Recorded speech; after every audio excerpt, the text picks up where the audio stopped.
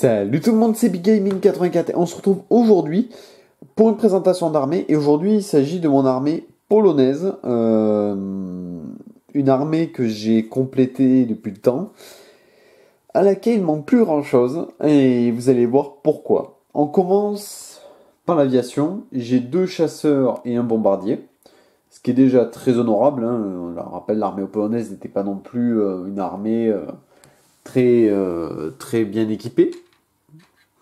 Hop là. J'ai un escadron, enfin deux escadrons de chars FT-17.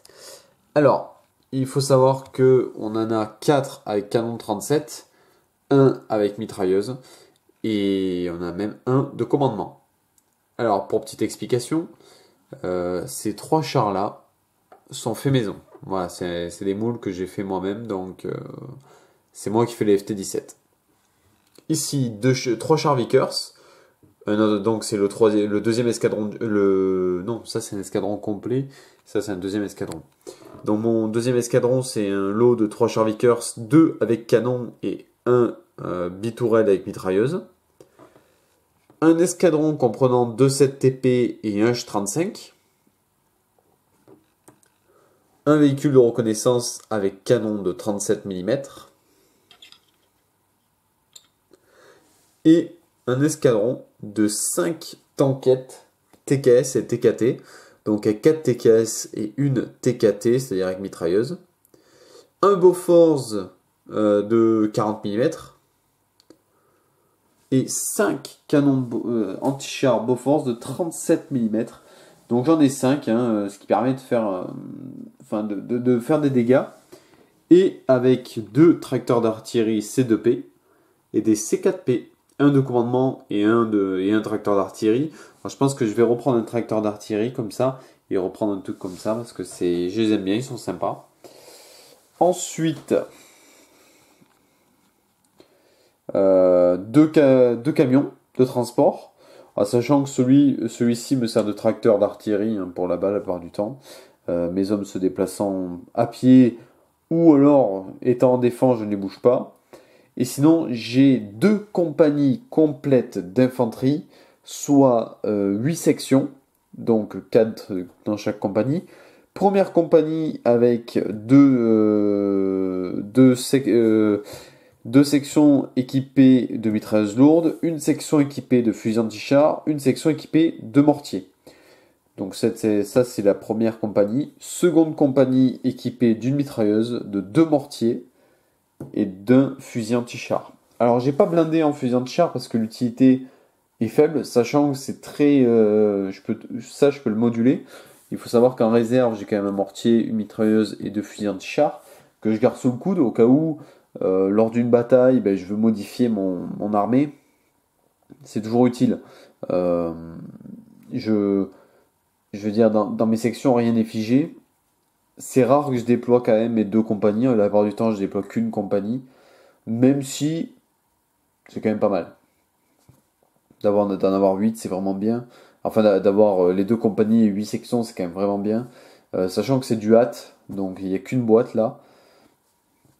C'est quand même assez positif d'avoir autant de soldats. C'est vraiment utile. Et dans les combats que j'ai fait jusqu'à présent, ça m'a toujours été très utile, honnêtement. Voilà, les soldats sont là, ils font le taf. Alors, les mortiers sont assez faibles parce que c'est du mortier d'infanterie. Euh, les mitrailleuses, c'est toujours aussi puissant. Et après, les fusils anti-char, malheureusement, je vous dirais que c'est très aléatoire. Autant ils vont pouvoir vous immobiliser des chars ennemis, comme autant ils vont absolument rien faire. C'est vraiment aléatoire. Voilà, sachant que contre l'infanterie, c'est équivalent d'un gros fusil normal. Il n'y a pas trop d'intérêt. L'intérêt est vraiment de les utiliser contre les blindés. Sinon, au niveau capacité, mon armée polonaise, c'est quand même assez faible pour être honnête, hein. Mais à part les chars 7TP qui sont assez sympas, mais malheureusement, chaque fois que je les déploie, ils font très peu de dégâts. Je dirais que mes chars les plus efficaces, la part du temps, sont les Vickers, parce qu'ils sont moins coûteux, entre guillemets, que les 7TP. Et, et tout aussi efficaces, voire plus efficaces. Ouais, ils sont plus efficaces.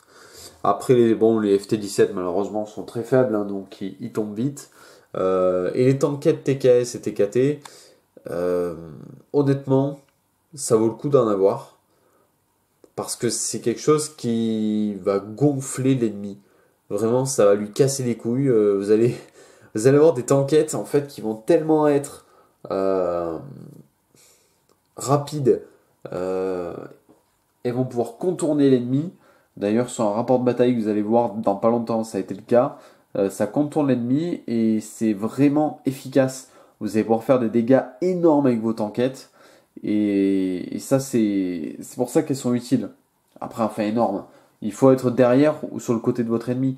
Mais à côté de ça, quand vous touchez, ça peut être très efficace. Voilà. Malgré le petit canon de vin qui manque un peu de, de peps. Au niveau des transports, je pense que bientôt je vais reprendre un Praga et un Fiat. En fait, ce que je compte prendre, c'est de l'artillerie hors table, Praga Fiat et sûrement une tanquette de plus pour faire vraiment deux escadrons de 3. Je vais prendre une TKS avec mitrailleuse, je pense, pour changer. Ou autre chose, je sais pas, je suis en train de voir.